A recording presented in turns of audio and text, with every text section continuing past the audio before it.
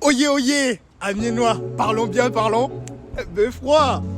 Le Beffroi a été construit en 1117 sur la base d'un château rasé par le roi Enguerrand de Boves, qui voulait pas que la bourgeoisie s'en empare. Le Beffroi, c'est un résistant.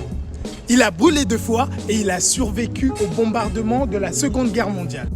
Il faut savoir qu'aujourd'hui, il existe 56 beffrois entre la Picardie, la Flandre, la Wallonie et le Nord-Pas-de-Calais. Un beffroi, c'est donc rare et propre au nord de la France. Mais finalement, un beffroi, c'est quoi? Ça sert à quoi? Tout d'abord, il faut savoir que le beffroi, c'est un lieu laïque. Et c'est important de le préciser. Notre beffroi a eu plusieurs fonctions dans son histoire. Il a servi de lieu de défense. En effet, par ses 52 mètres de hauteur, il impressionnait les troupes ennemies et permettait aux guetteurs de prévenir les probables invasions. Il servait aussi de lieu de réunion pour les hommes de pouvoir de la ville d'Amiens.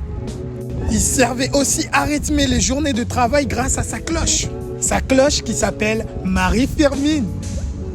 Marie-Firmine pesait 11 tonnes et mesurait 2,40 m, faisant d'elle à l'époque la plus lourde cloche de France. Et la chose à savoir, et qui m'a choqué, la voilà. Le beffroi a servi de prison. J'étais choqué d'apprendre ça.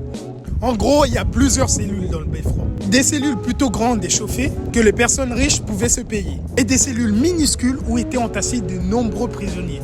Il y a des graffitis impressionnants à l'intérieur des cellules.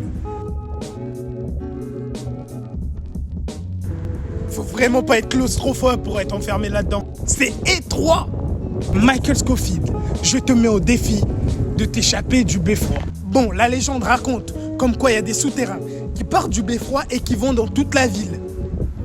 Ah ouais. Et figurez-vous que c'est faux. Mais par contre, ça, c'est pas une légende. Le beffroi est inscrit au patrimoine mondial de l'UNESCO. Exactement comme quoi? Comme quoi? La cathédrale d'Amiens. Suivez-moi. C'est par là.